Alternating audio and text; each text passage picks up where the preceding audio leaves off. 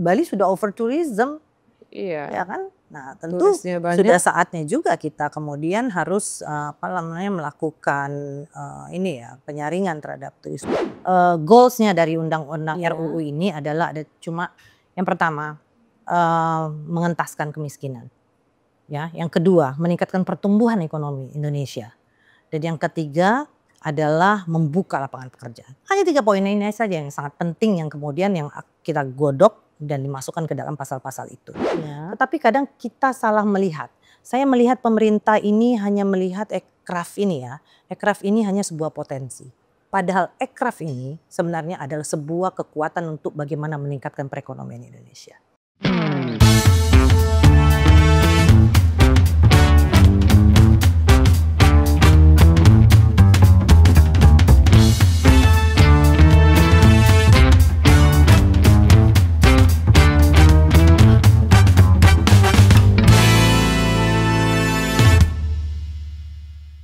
Tidak banyak anggota DPR RI kita yang memulai karir berjenjang. Tapi narasumber kita kali ini mulai karirnya istimewa. Dari DPRD kota, kemudian DPRD provinsi, baru ada di Senayan. Sehingga akan menguasai secara utuh bagaimana sistem perwakilan rakyat kita mulai dari lokal sampai nasional. Kakak Erna Sari Dewi. Iya. Apa kabar Kak? Baik, Terima kasih Kakak sudah menyempatkan hadir. Ya. Sama-sama, senang bisa ketemu juga. Baik, lama loh Kak, kami menunggu waktunya Kakak. Iya, sibuk banget. Finally, I'm here. Finally, thank you. Ya Kak, lagi sibuk apa Kak? Ya sekarang masih rapat dengar pendapat ya dengan kementerian-kementerian, karena Komisi 7 itu membawahi beberapa kementerian, di antara Kementerian Pariwisata, Kementerian Perindustrian, Ekonomi Kreatif, UMKM, BSN, Lembaga Penyiaran Publik. Nah sekarang sedang pembahasan anggaran, dan juga di salah satu Kementerian Pariwisata kita masih ada PR menyelesaikan RUU Pariwisata. Oke. Dari cara bicaranya seperti seorang penyiar. Ingat, dulu memulai karir sebagai seorang penyiar. Ya, Betul Kak? benar banget. Terjun ke dunia politik karena apa Kak? Saya terjun ke dunia politik itu memang saya dasarnya suka berorganisasi. Oke. Jadi sebelumnya kalau dulu saya dari SMP SMA itu saya selalu jadi ketua OSIS gitu. Nah, berangkat dari senang berorganisasi ini, maka kemudian pada waktu itu 2010 saya diajak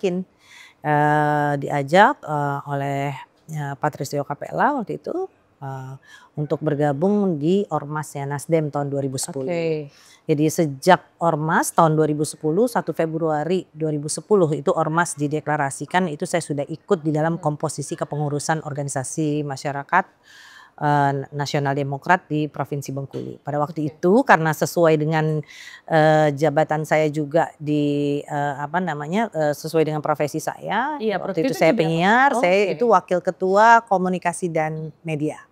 Cocok ya? Ya cocok lah. Nyambung. Berarti dari penyiar itu kemudian berada di Ormas Nasdem, baru berada di partai politik Nasdem. Iya, karena partai kemudian 1 tahun kemudian 2011, 26 Juli 2011 itu kan Nasdem sudah dideklarasikan sebagai sebuah partai politik. Iya.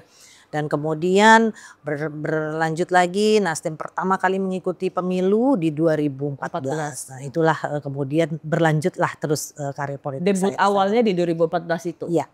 Sekali terjun langsung terpilih? Ya, sekali terjun saya terpilih. Itu dulu 2014 itu saya menjadi ketua DPRD Perempuan Kota Bengkulu yang pertama. Luar biasa. Nah ketika terjun saya mungkin juga patut sangat-sangat bersyukur dan berterima kasih juga oleh Nasdem yang sudah membesarkan saya. Kepercayaan Pak Surya yang diberikan kepada saya waktu itu untuk menjadi ketua DPRD. Pertama baru bergabung, kemudian ikut sekali terjun di lapangan terpilih, dipercaya menjadi ketua partai. Ya. Berarti Nasdem ini memang melihat kapasitas ya, bukan gender ya? Iya betul. Oke Kak. Sulit tidak Kak? Di Bengkulu itu gimana? Culture atau karakteristik pemilihnya seperti apa? Ya. Mereka anti perempuan atau tidak? Atau masih menganggap bahwa perempuan tidak layak di ruang publik atau belum boleh atau bagaimana pada saat itu? pada saat itu kalau Bengkulu khususnya legislatif dengan eksekutif itu sangat berbeda. Iya. Ketika kita bertarung untuk legislatif maka pemikiran masyarakat tuh sangat terbuka dan sangat menerima lah ini ya, tidak ada ketimpangan gender. Tetapi kalau ketika kita bertarung karena saya juga pernah waktu itu maju Wali kota. wali kota ya Iya. dan saya belum beruntung. Tapi itu saya waktu itu apa namanya akhirnya belajar bahwa pada waktu itu masih banyak yang termasuk tokoh-tokoh masyarakat di Provinsi Bengkulu pada waktu itu memandang bahwa kalau masih ada laki-laki kenapa harus perempuan yang jadi wali kota. Oke. Jadi berdasarkan itu juga ya saya pikir ya nggak apa-apa. Akhirnya kemudian saya ke 2019 mengikuti kembali pada waktu itu belum 1 tahun habis karena kan kemudian pemilihan 18 kan pemilihan, ya, kemudian betul 19 pemilihan pemilihan ya. lagi di DPRD provinsi saya ikut kemudian saya dapat dengan perolehan suara yang sangat signifikan pada waktu itu. Luar biasa. Jadi capeknya berbalas di situ ya. Iya, capeknya berbalas Iya, tidak sia-sia ya. Jadi dari saya itu DPRD kota itu kan hanya 3 kecamatan saya bertarung. Ya, di dapil saya itu 3 kecamatan. Itu Kemudian berapa pemilih? di provinsi lebih kurang 250 mata pilih ya, 1000 Oke. mata pilih. Nah kemudian saya bertarung kembali di provinsi itu dapilnya Kota Bengkulu ada 9 kecamatan. Oke. Nah kemudian saya ke DPR RI itu 129 kecamatan dan 1514 desa. Ya, lebih kurang itu. Wah, luar biasa. Kak, perjalanan karirnya artinya tidak ujuk-ujuk dan tidak abal-abal. Oke, berarti Kakak masuk di DPR RI ini tidak sulit. Penyesuaiannya tidak sulit lagi. Saya pikir Apa perbedaan yang paling mendasar?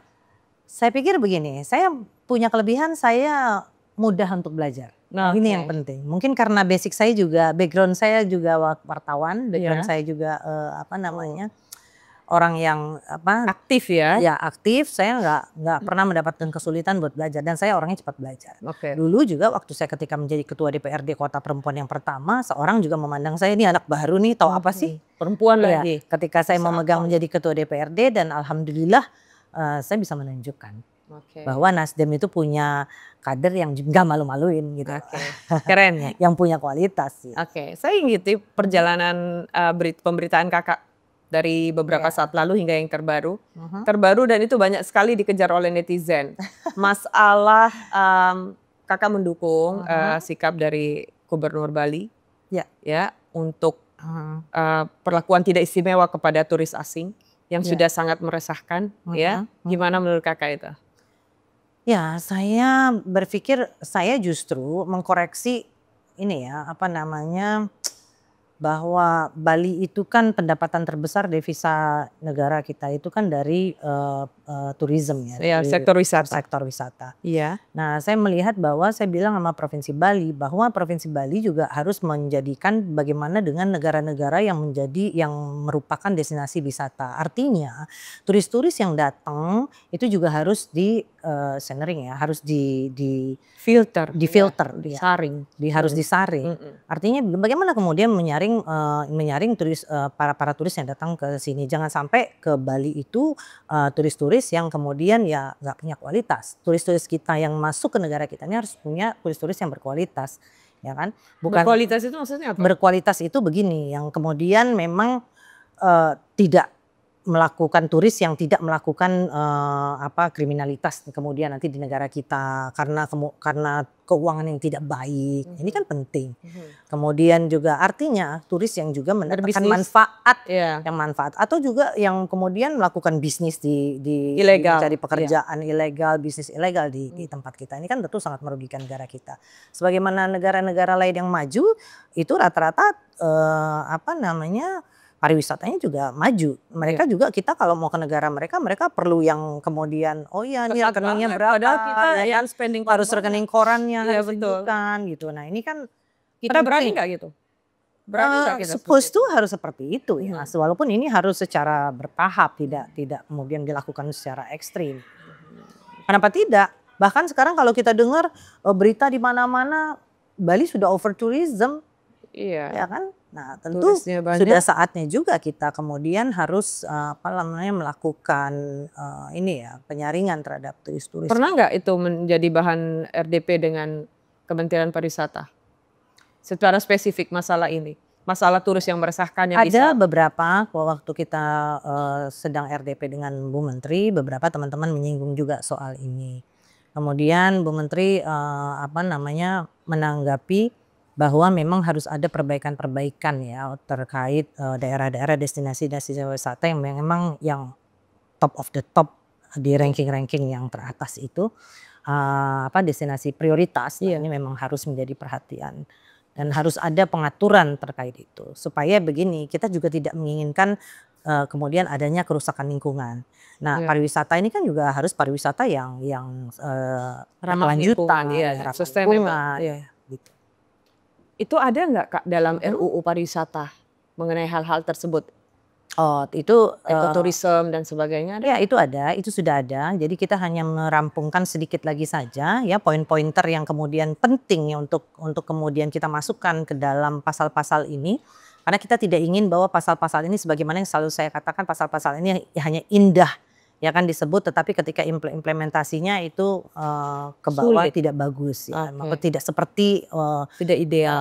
undang-undang yang mau kita buat dan kita rancang dengan tujuan bahwa nanti pariwisata Indonesia ini tertata dengan baik. Oke Kak, apa ya yang menjadi poin utama dalam RUU Pariwisata ini? Dan kalau boleh tahu RUU Pariwisata sebelumnya itu sudah berapa tahun yang lalu? Ya, ini kan hanya penyempurnaan saja dari Oke. RUU sebelumnya ya. Oke. Terus kemudian poin sebenarnya goals-nya dari undang-undang Iya. RUU ini adalah ada cuma yang pertama mengentaskan kemiskinan. Ya, yang kedua meningkatkan pertumbuhan ekonomi Indonesia. Dan yang ketiga adalah membuka lapangan pekerjaan. Hanya 3 poin ini saja yang sangat penting yang kemudian yang kita godok dan dimasukkan ke dalam pasal-pasal itu. Nah, tetapi ada beberapa tambahan. Kita tadinya sangat excited sekali ya mau memasukkan adanya kelembagaan ya soal lembaga promosi di dalam RUU ini. Apa tujuannya? Sebenarnya kita Apa itu lembaga promosi apa? ini lembaga promosi ini kita kan selama ini tidak ada Tourism Board. ya tourism board. Seperti itu tourism board ini kan Lain lagi. nama tourism board ini kan nama. Kita belum menetapkan namanya apakah Sejak Indonesian pokoknya itu. Tourism Board, apakah seperti Thailand Authority, ataukah seperti Malaysia Tourism Board, Singapore Tourism Board. Kita belum menetapkan Belum nama sampai ke apapun soal itu. nomenklatur nama. Tetapi intinya bahwa ini adalah lembaga pariwisata lembaga promosi pariwisata yang fokusnya adalah mempromosikan wisata Indonesia keluar. Nah, ini yang penting. Ya cuma masih saat ini masih ada perdebatan yang panjang terkait lembaga ini. Apa Perdebatannya itu bermuara kepada bahwa pemerintah dan kita juga sebenarnya tidak menginginkan lembaga ini akan memberatkan APBN nantinya. Nah ini jadi sehingga formulasinya kita sama-sama sedang setting table ya kan dengan pemerintah juga untuk membicarakan bagaimana kemudian lembaga ini dia memberatkan APBN nantinya dan bagaimana nanti polanya. Apakah menggunakan dana abadika, apakah kemudian bentuknya BLUD dan lain-lain sebagainya. Kita akan Jadi kita belum masih punya ya? dalam pembahasan itu ya. Kita masih belum punya ya? Kita masih belum Sementara semua negeri jiran, tetangga-tetangga kita Betul. sudah pada punya. Iya, Manfaatnya apa Kak kalau kita punya tourism board itu? seperti yang saya sampaikan tadi, stressingnya adalah kita bisa mempromosikan wisata kita tuh secara fokus. Kalau kemudian selama ini kan ada di unit-unit yang ada di dalam badan Kementerian Pariwisata. Ya kita tahu kan ini terlalu birokrasi dan maaf saya bisa katakan terkesan lambat kinerjanya. Tapi ketika kita punya satu lembaga promosi yang memang khusus tugasnya ini mempromosikan wisata kita, nah ini akan berbeda tentunya. Dia fokus ya. Oke. Kendalanya masih masalah penganggarannya itu tadi. Iya, betul sekali. Di era efisiensi tentu agak alot untuk Iya. meminta sesuatu yang baru. Betul. Tetapi kalau ada dasar-dasar sekiranya dengan tourism board ini kunjungan turis meningkat, perekonomian di sekitar hidup bisa jadi menjadi pertimbangan. Iya. Nah, apalagi ya ini akan dengan tourism board ini akan ada kemudian organisasi yang kemudian mendukung pariwisata ini akan semuanya akan bergerak bekerja sama akan bersatu untuk melakukan promosi ini. Termasuk kerjasama dengan tourism board negara lain. Iya. Oke. Iya. Ada nggak hitung-hitungan kalau kita punya tourism board sendiri nanti ada kemungkinan kenaikan jumlah turis sekian banyak atau? Oh iya dong, Iya ada. tentunya Berapa tentunya persen Kakak? ya kalau bisa nanti, dari yang kita punya ini bisa meningkat 2 kali lipat dari yang kita punya. Karena itu terjadi di Singapura itu yang dilakukan Singapore Tourism Board yang kemudian tanpa diduga, Kunjungannya kenaikannya meningkat. sampai 50% lebih. Ya Itu luar mudah-mudahan ya. biasa ya. Soalnya setiap jengkal dari Indonesia ini adalah punya keunikan sendiri. Betul. Dan layak Apalagi menjadi destinasi wisata iya, ya. betul. Hanya kurang promosi saja. Hanya kurang promosi saja dan ya kurang fokus terhadap promosi. Ya, kalah dengan negara-negara lain kecil-kecil yang promosinya gencar. Iya. Iya. Oke Kak, Kakak paling senang kemana di Indonesia tujuan wisatanya? Saya, Kak, ini tergantung hobi juga ya, karena saya hobinya, passion saya olahraga, saya selalu hobi diving, jadi saya suka Labuan Bajo, saya suka Raja Ampat, dan bagi saya, mostly Indonesia tuh udah yang Beautiful. soal Oke. beautiful. Oke. Kalau berkunjung ke satu daerah, Kakak bikin dong satu postingan-postingan, harus datang ke sini, harus datang ke sini. Konten-konten ya. Iya. Ya. Oke Kakak, bagaimana Kakak melihat sinergi antar Kementerian Pariwisata dan Ekonomi Kreatif setelah dipisah? Mengingat keduanya saling berkaitan itu, bagaimana itu? Mereka berpisah baik-baik saja atau atau ada kompetisi? Ya, saya melihat setelah sebenarnya ya ini satu kesatuan yang sebenarnya saling topang menopang. Ya, pariwisata dengan ekonomi kreatif. Nah, ketika ini dipisah, saya melihat ada ketimpangan terkait soal anggaran. Anggaran yang terlalu jauh jaraknya antara ekonomi kreatif dengan juga pariwisata. Saya tidak tahu nih apa juga karena ini kita sedang efisiensi. Tetapi kadang kita salah melihat. Saya melihat pemerintah ini hanya melihat ekraf ini ya. Ekraf ini hanya sebuah potensi. Padahal ekraf ini sebenarnya adalah sebuah kekuatan untuk bagaimana meningkatkan perekonomian Indonesia. Karena kita lihat ya, kalau ini terbukti dari PDB yang disumbangkan ya dari ekonomi kreatif itu sendiri. Ya, dari 700 miliar di tahun 2023 sekarang itu meningkatnya sangat signifikan. Ya, dari itu sampai sudah saya bilang 700 triliun lebih kurang. Nah, sekarang peningkatan itu hampir 2 kali lipat. Artinya dan serapan tenaga kerjanya 26,5 juta pekerja. Artinya ini kan kita sudah tidak lihat potensi. Sudah terbukti bahwa ekraf ini ya kan merupakan satu kekuatan yang bisa memicu pertumbuhan ekonomi kita. Menopang ya. Iya. Dan saya pikir sebenarnya ketika dia dipisahkan ini akhirnya jadi agak kurang sinkron juga dengan pariwisata, ya kan? Karena jalan sendiri-sendiri. Betul. Karena begini, ekraf ini kan banyak pelaku-pelaku bisnis pariwisata ada di sini juga. Nah, ekraf ini juga saya melihat bahwa di dalam perkembangannya ketika berpisah produksi terlalu tinggi. Ya, produksi aja, tetapi tidak difikirkan. Pemerintah lupa memikirkan bagaimana kemudian melakukan distribusi dan pemasarannya. Promosinya itu tidak menjadi satu bagian yang sangat penting ya dalam perjalanannya. Jadi kalau kita lihat dalam perjalanannya, saya lihat lagi beberapa laporan di dalam RDP itu promosinya itu hanya 20%. Ya, sementara produksinya sudah mencapai 60% lebih. Nah, itu. Dan akhirnya tidak tersalurkan. Iya, betul.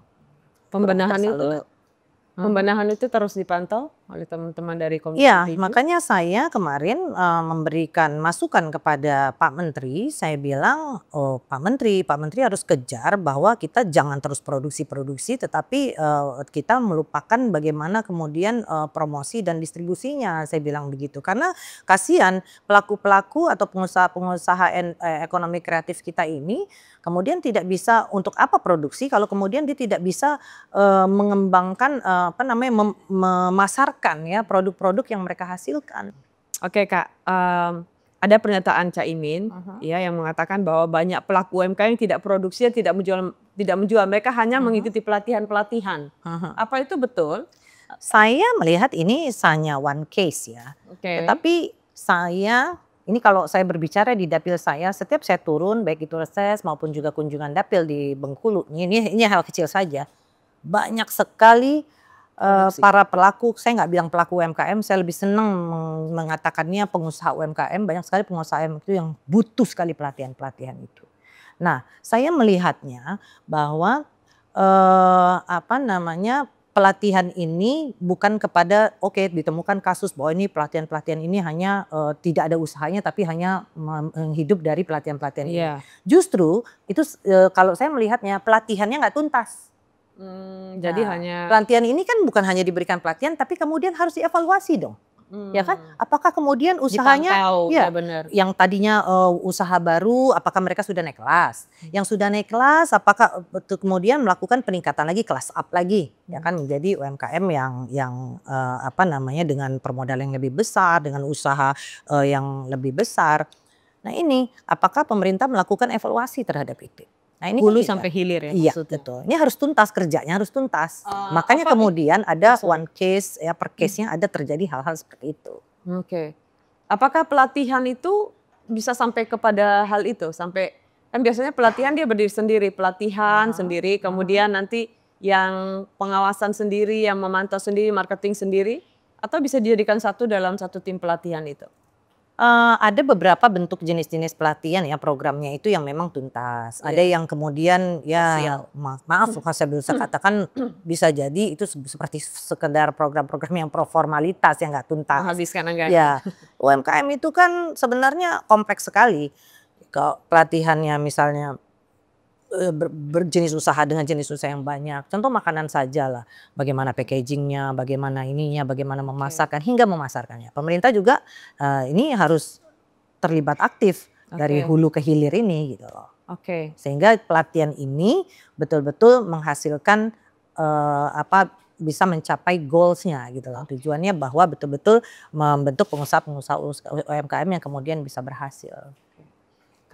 Istilah kakak pengusaha UMKM ya, bukan pelaku UMKM. Pengusaha UMKM ini kadang-kadang terkendala dengan pengajuan KUR mereka, yang itu juga pernyataan kakak ya, mengenai broker KUR itu. Gimana itu? Itu realita yang ada seperti apa? Ya itu temuan ya. Waktu itu saya melakukan kunjungan dapil, kemudian saya melakukan turun ke lapangan, kemudian saya juga bertemu dengan para bank-bank himbara, kemudian saya melakukan dialog juga. Berapa yang sudah dapat KUR, berapa yang kemudian bagaimana pelaksanaan KUR, bahkan kepada yang penerima KUR.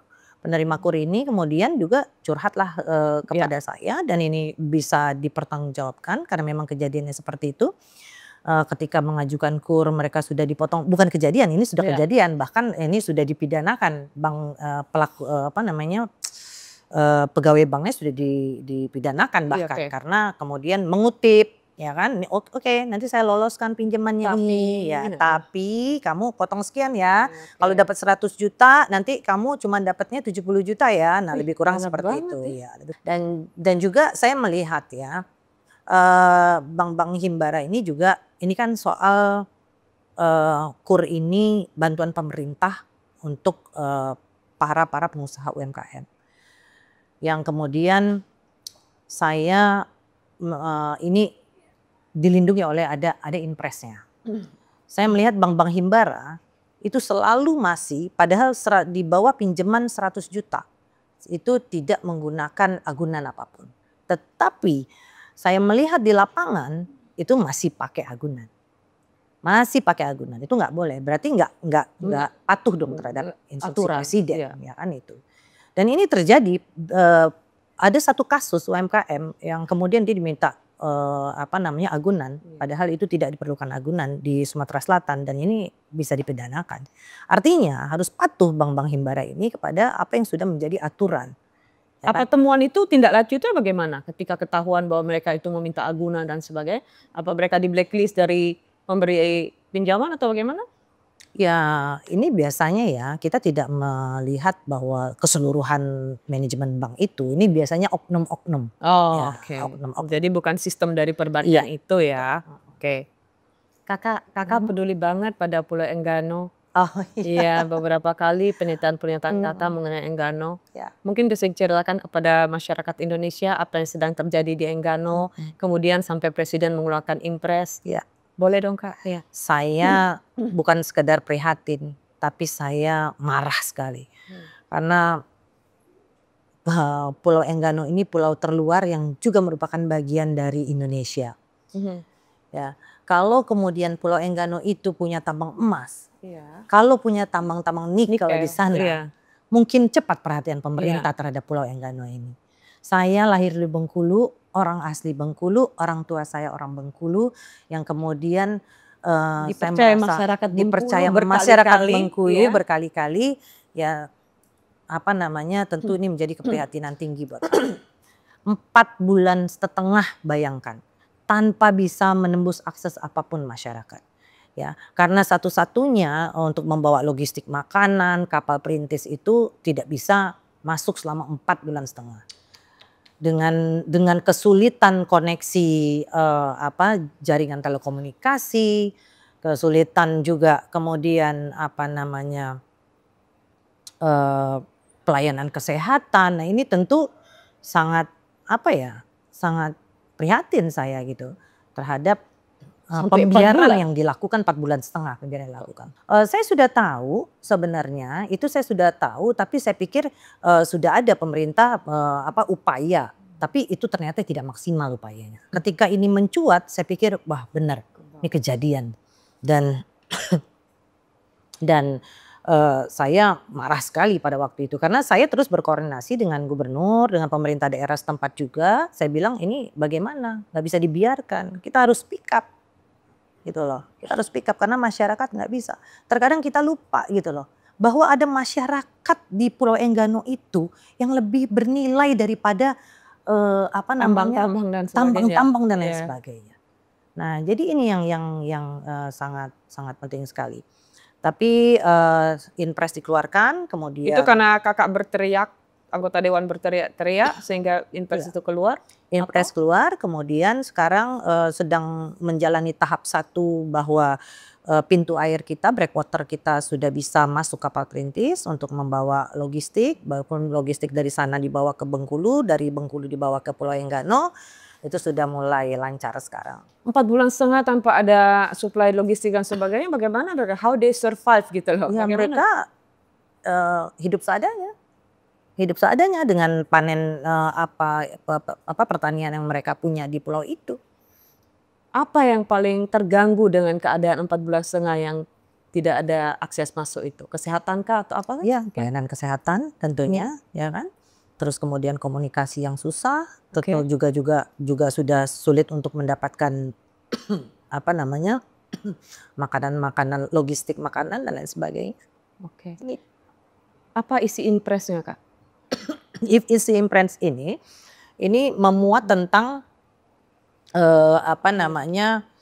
kerjasama antar kementerian, ya. Oke. Bagaimana kemudian isi impres ini adalah bagaimana nanti melakukan percepatan pembangunan infrastruktur di sana. Nah, ini salah satu isi dari impres itu. Oke, Kakak. Jadi betul-betul menguasai isu lokal ya, Kak ya. Memang orang bilang Harus politik is orang lokal ya. Jadi politik is betul-betul lokal. jadi betul-betul menguasai. Ya, ada rasa sebagai warga lokal, warlock kalau istilah anak sekarang ya. Iya. Jadi tentu lebih perhatiannya. Di luar isu itu Kak, isu nasional apa yang menjadi perhatian lagi dari komisi yang Kakak bidangi ini? Di luar dari itu kami ya saat ini Selain yang RUU pariwisata, ya. ya. Sekarang kami sedang menunggu menggodok beberapa program yang untuk UMKM. Karena UMKM ini kan cukup banyak juga jumlahnya. Hampir 65.000 lebih juga yang ada di Provinsi Bengkulu, yang kemudian kita lagi fokus kepada produk-produk UMKM-nya harus bersertifikasi. Nah, ini penting. Banyak juga di antara mungkin hanya separuhnya saja tidak sampai untuk bahwa UMKM itu sudah terregistrasi gitu.